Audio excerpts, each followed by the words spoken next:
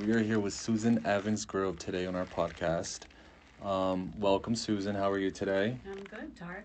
Thanks for having me. My pleasure. Thank you for being here. All right, Susan. So tell me a little bit about yourself.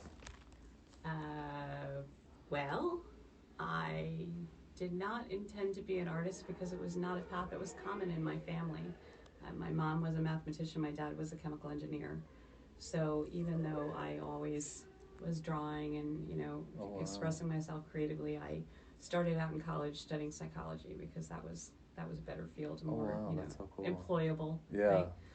Right? I was a freshman in college, and a boy I was dating was taking a photography class, and he handed me the camera, and when I put it up to my eye, I thought, this is what I've been doing without knowing it. I've been making pictures my whole life. Oh, wow. And so I started getting the idea that I wanted to go to art school, and it took me another year to convince my parents. I finally got to the point where I said, I'm doing this whether you pay for it or not. And so I went to School of Visual Arts in Manhattan and graduated from there and have been making art ever since. Oh, wow. And were your parents hesitant? Like, how did you first break the news to them? They were more concerned that I would not be employable, which they weren't wrong about. I don't know if it's a blessing or not, but I had teachers in school that basically were like, it was a pretty low bar. If you impact one person in your life with your work, you've accomplished something. Oh, wow. So, and I kind of always knew, even when I was in school, that I was going to be working another job to support my art and to support myself, and I was okay with that. I never wanted to be a commercial photographer, so I knew I would have to, be doing it in my off hours. And I've managed to sustain that for a lot of years. Oh, well, that's amazing. Because a lot of people would have, just gave in and be like, you know what, it is what it is. Here, go with the commercial. Let me just do this. But the fact that, you're committed to your passion and your art, I find that very admirable. So that's really cool. Thanks. All right. Would you mind telling us a little bit about your creative process? Sure. So most of my art practice has been outside of the studio. It's been out on the street, or maybe setting something up on the kitchen table, just very whatever I was interested in, I was following, looking around in the real world and seeing things that I was seeing differently than other people. And then when I moved to 150 Bay, where we both have studios, I really had a huge shift in my practice because I suddenly could leave something set up for a long period of time. I could play around, with things more consistently. And so I started doing tabletop, actually. I'm doing still lives now, which is something that I haven't done since I was in school a long time ago. So it's really been interesting to me to see how my looking has changed, Oh, wow. I still am when I walk around, I still photograph a lot, but my series that I work on are more studio-based now, which is a big shift. That's really cool. Thank you for sharing that. I remember that when I curated the show last year in May, you had a picture that had a motherboard with flowers and a vase, and I remember having such a outer body experience, because to me it was like a futuristic Sandro Botticelli Renaissance painting, but then it had this tech. So would you mind telling us? I'll make sure to include a picture. Would you mind telling us a little bit about that work? Sure. Yeah. A lot of my work is focused on the environment and on climate change and basically our interaction with the planet. Yeah. So I was thinking a lot about electronic waste and the fact that my day job, I publish computer science books, so I learn a lot about technology, and I think that it has been advancing so quickly, and so our devices time out, so even if you want to keep it, you can't, right, because it doesn't work anymore. And as a result, we have all this electronic waste that's just piling up everywhere and not being disposed of properly, even when there is an opportunity to do that. So I wanted to kind of convey that, and I started thinking about Dutch still life. And in the 1600s in the Netherlands, it was they had a new class of people, really. Prior to that, it was mostly just the kings and the peasants, right? But now they had a working class, a middle class of people. They had the merchants, and they had all this new money, and they wanted to display in their homes, kind of brag about their wealth, right? So they would commission these paintings of, riches, of wine and oysters and all these things. And so these still lifes that I'm doing are kind of reflective stylistically of that, to show this sort of brag that we do with our electronics, right? I have the newest iPhone. Yeah. I have, you know, the newest The latest flat television. screen TV. Yeah. Exactly. Yeah. So, but I don't photograph them in their pristine condition. I either find them broken. I mean, I've solicited broken electronics from people, so it's not like I'm smashing new TVs, but I do. Then I break them a little bit more to make them visually more interesting. That's very interesting, because I remember when I saw that work, what came to my mind was like me questioning and being aware of my mortality, because I remember there was like fresh flowers, dead flowers, but the keyboard, like the motherboard of the computer was there. And I remember thinking, oh my gosh, like when we're gone, this is it. Like, this is, the world still goes on. This is all there is. Stop like taking everything, you know, stressing about small things. Like, this is really it. Like, this is what life is about. Yeah. So it's a beautiful piece. That's I very think interesting. the visualization of this also came from photographing dead flowers. That was really how I started, because I think they're really beautiful in their own way, right? And it's all part of life. It's the process of, and I've suffered some losses recently of friends and my mom, and you know, it makes you realize that this is all, it's nature. It just happens, Absolutely. right? You know, unfortunately, it happens sometimes way too quickly and way too soon, but like you said, we're all gonna go, right? It's something we have to face, and what are we gonna learn from that? What are we gonna take away from that too? It's like so interesting you say that, because before I saw that work, my father previously passed, so that's what made me like connect with. Thank you. Yeah. That's what made me connect with that so much, and like stop, take a breath, you know, analyze, take the work in. And I found it really interesting that you also mentioned that after getting the studio, where we both have a studio at Art 150, you're able to not like create setups and like leave it overnight or continue with the idea. Would you mind telling us about that? Like, are you able, like when you have a setup, because now it's in the studio, are you able to like further and extend the idea you're working on, or do you like start fresh again? Yeah, I mean, so the way I work is I set up a still life, which is really fun to me. It's a creative process in itself, right? And then I start photographing it, and then I look at it and I see what's wrong, what's missing, you know. So that can go over usually one day in the studio, and then the next day I'll come back and I'll look at what I did, because then I have fresher eyes to see, okay, this looked good, but this is wrong, and so forth and so on. To be honest, the thing I worry most about is I have rotting vegetables and fruits in my studio. Well, that's pretty cool. I'm like petrified I'm going to start a fruit fly extravaganza, but I haven't yet. I hope so. I have had no complaints from my neighbors about the smell. No worries. But I find that because now in my work, kind of like not taking it too seriously and letting things just fall where they may. So where before it's like analyze and stress about something, then if it didn't work out, just like either throw it out, break it, and get mad. But now I'm I'm finding myself leaving and then coming back and finding the work and having like a different perspective, like a fresh breath of air. Do you still do you do that? Like, do you keep, like, let's say like you set up like a still life, then how long is it until that still life is fully photographed, or do you like keep like a week or two with like different setups to see what works best? Usually not that long. No, Not that usually long? I'm doing one or two a day. Oh wow. But I will say, I mean, in relation to what you're explaining, I have that feeling about series that I work on. So sometimes I feel like I'm done with this series, but then I always have this conflict with myself. Am I just bored? Am I sick of doing this? Am I not pushing it far enough? Am I just being lazy? Right? And then when I finish a series, there's this kind of mourning, right, where you don't know what you're going to do next. And I call this shooting myself out of shooting myself out of it. Like, you know, just you got to keep shooting. And a lot of times I'll think, oh, I should go back to that other one. I wasn't done with that. But once it's gone, it's gone. It's gone, And then, so when when you start something, and let's say do you photograph as you set up, or do you like do a full setup and then you begin photographing, or do you keep changing things around and then like the final product will look something completely different from the first shot? Well, it's interesting because the camera sees differently than we do, right? And I have spent my entire adult life trying to see as the camera does, which is a big challenge. So I set up the still life, and you know, I move things around when I look at it with my eye, but it's not until I see it on the image that I realize something's wrong a lot of times, and then I'll play around with it, you know.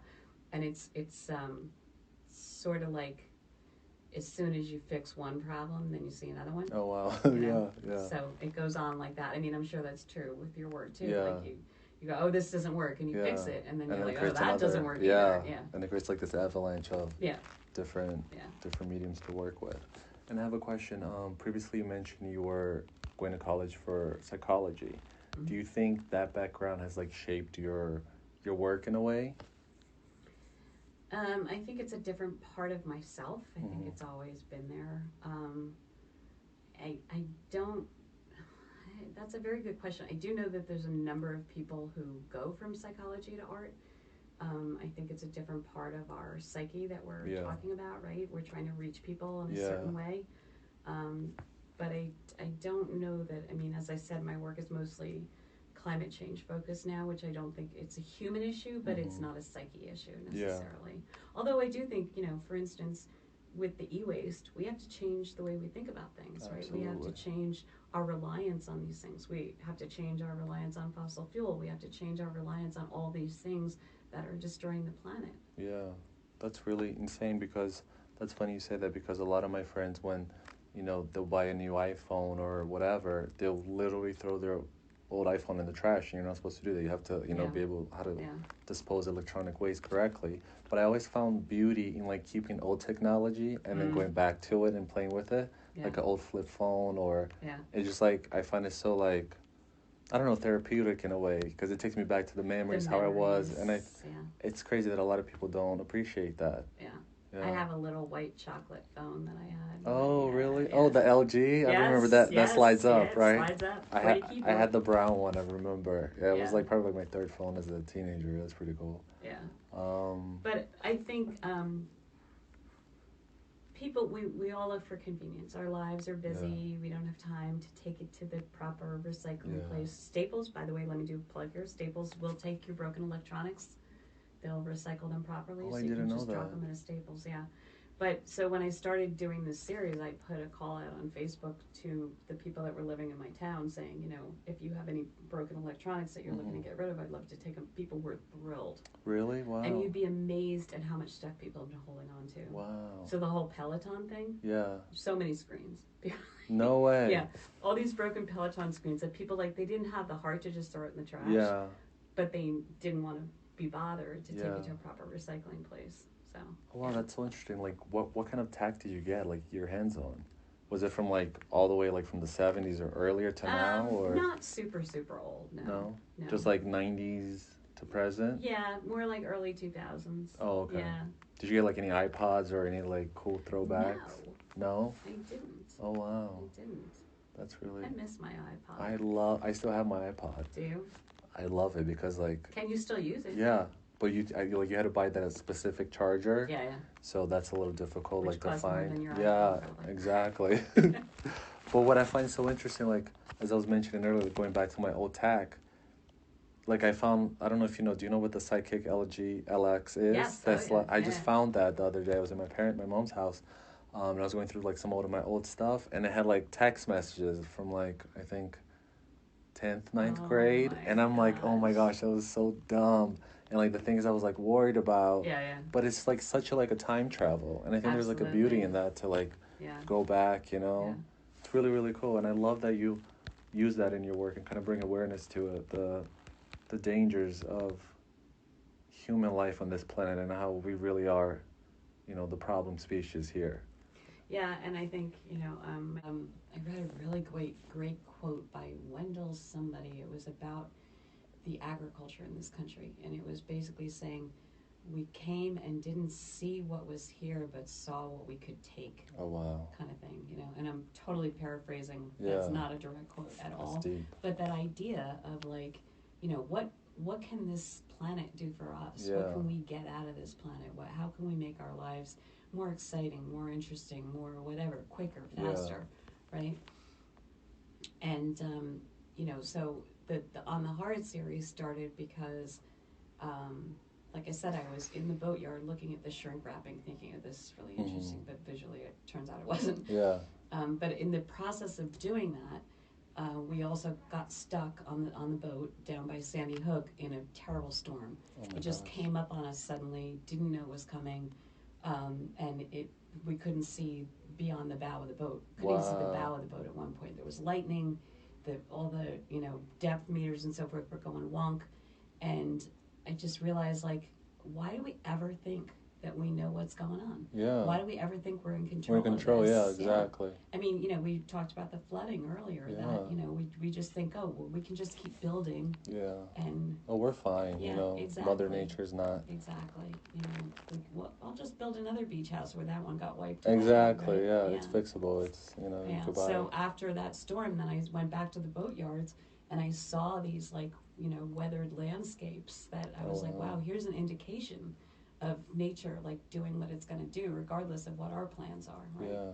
No, it's really scary, like when you travel to the same place every year or every 2 years and you see like the environment changing and you're like, my gosh, like this is not a good sign. Like, Florida or like Mexico and Jalisco. Yeah. It's like you see the shore change and getting further and like certain things eroding and you're like there's houses here, there's people living here, but this is temporary. We're not going to be here forever. Yeah. So especially with a lot of my work tends to look sort of painterly, right? Certainly on the Hard series and the still lives probably a little bit. There's certainly a painterly preference.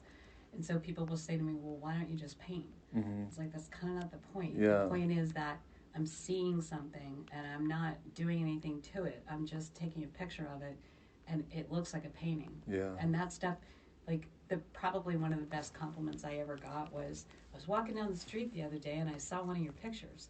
And they didn't mean like my picture was hanging in a gallery. They meant they literally, with their own eye, saw one of my pictures. And I thought, that's the ultimate compliment, right? That's because amazing. I always want people to sort of, I don't really care if people see the way that I see, but I want them to see things differently. Exactly. Because I think in doing that, we're changing the way that we think about things as well, right? We're changing our mindset by changing our vision. Yeah. I saw something you posted on Instagram on your account, and it was like the Journal Square building, like the two towers and the other one that's built. But it was like such like a different perspective, kind of like tilted. And I said, oh my God, you're so used to like seeing symmetrical, like, symmetry and everything's perfect. So this tilt is like really, really cool and interesting. Yeah. So that's like what... It's slowing down and looking really. Exactly. What I want people to do when they look at my work. I want them to think about their own surroundings and what they're looking at in their daily lives. That's amazing. And again, I do think that can change your mindset about so many things, right? Yeah, definitely. Perspective is everything. Yeah, absolutely. Yeah. Everything in life.